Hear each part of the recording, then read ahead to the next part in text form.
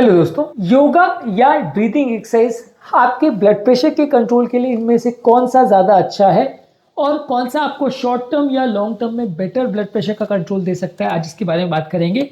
ये दोनों ही चीज़ों को हाइपरटेंशन पेशेंट्स के लिए यानी हाई ब्लड प्रेशर पेशेंट्स के लिए अच्छा माना जाता है। दोनों के अलग अलग तरह के फायदे हैं और दोनों से अलग अलग तरह का इफेक्ट आप एक्सपेक्ट कर सकते हो। नुकसान दोनों का ही नहीं है, लेकिन दोनों के अलग अलग तरह के फायदे हैं। आज हम बात करेंगे हाइपरटेंशन पेशेंट्स को कौन सा करना चाहिए और किससे वो इमीडिएट रिजल्ट एक्सपेक्ट कर सकता है। टॉपिक पर जाने से पहले जो लोग हमारे चैनल पर नए हैं उन्हें रिक्वेस्ट करूंगा कि चैनल को सब्सक्राइब करें।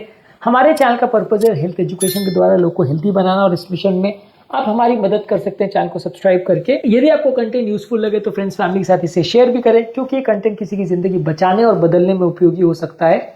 टॉपिक के दौरान कुछ इंटरेस्टिंग साइंटिफिक फैक्ट्स, कुछ प्रैक्टिकल यूटिलिटी की बातें, कुछ साइंटिफिक स्टडीज और हमारी ओपीडी की कुछ किस्से कहानी और एक्सपीरियंस भी आपको बताऊंगा, इसलिए बने रहिए हमारे साथ अंत तक। चलिए शुरू करते हैं हमारे साथ ये हेल्थ का सफर।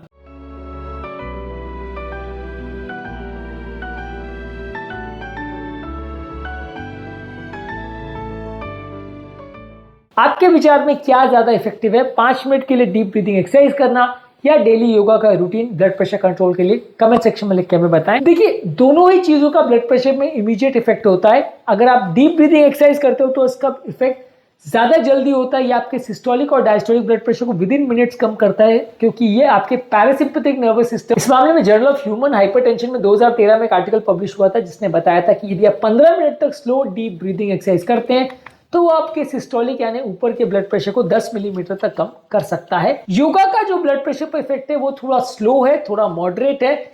योगा के अलग अलग पोस्चर, स्ट्रेंथनिंग एक्सरसाइज और योगा में भी डीप ब्रीदिंग कराई जाती है।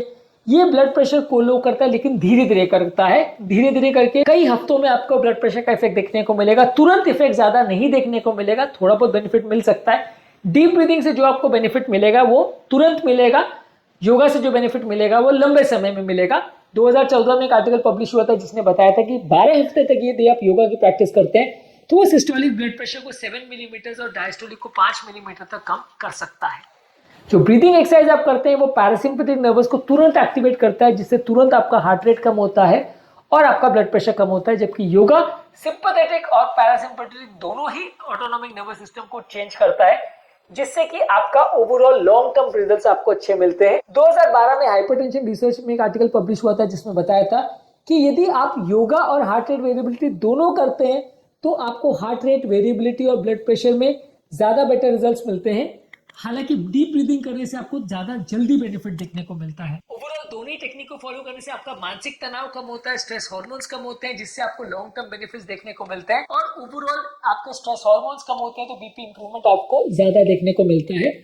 ब्रीदिंग एक्सरसाइज कभी भी कर सकते हैं, कहीं पे भी कर सकते हैं, ये आपको तुरंत बेनिफिट कर सकता है। जबकि योगा के लिए आपको स्पेस चाहिए, मैट चाहिए, प्रॉपर ट्रेनिंग चाहिए और इसका इफेक्ट थोड़ा स्लो आता है, लेकिन ज्यादा लंबे समय तक और ज्यादा अच्छा बेनिफिट आता है। तो दोनों को ही करना चाहिए।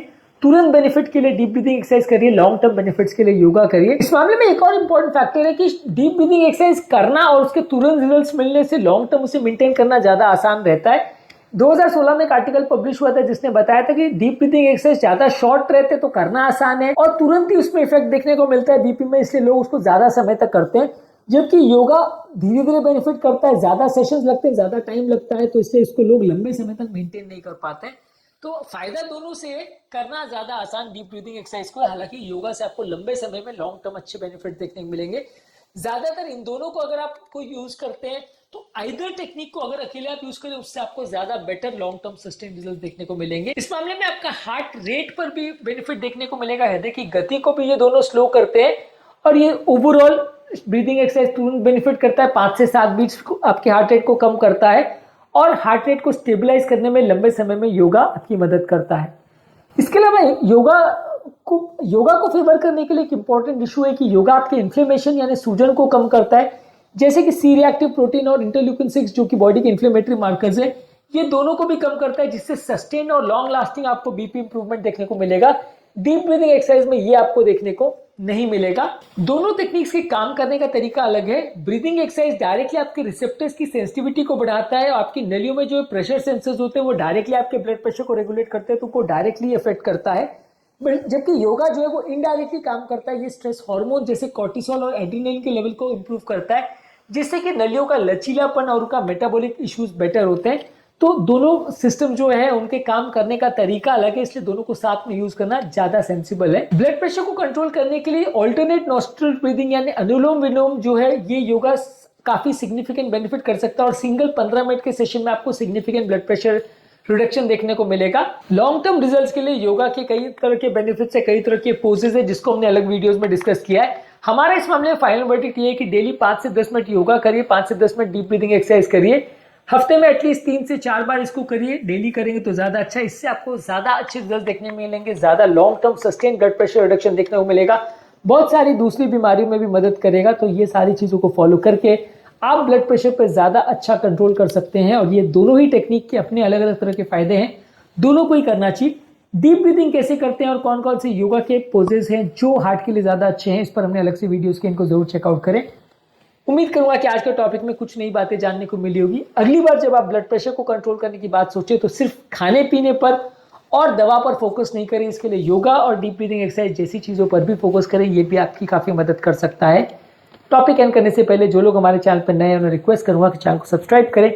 हमारे चैनल का पर्पस है हेल्थ एजुकेशन के द्वारा आपको हेल्दी बनाना और इस मिशन में आप हमारे सहभागी बन सकते हैं चैनल को सब्सक्राइब करके। यदि आपको कंटेंट यूजफुल लगे तो फ्रेंड्स फैमिली के साथ इसे शेयर भी करें, क्योंकि किसी की जिंदगी बचाने और बदलने के लिए उपयोगी हो सकता है। आपके कमेंट्स हमें जानने में मदद करते हैं कि आपको हमारा कंटेंट कैसा लग रहा है, प्लस हमारे लिए मोटिवेशन और इंस्पिरेशन का भी काम करते हैं। इसलिए वीडियोस को देखते रहिए, शेयर करते रहिए और हेल्थ के सफर में आगे बढ़ते रहिए।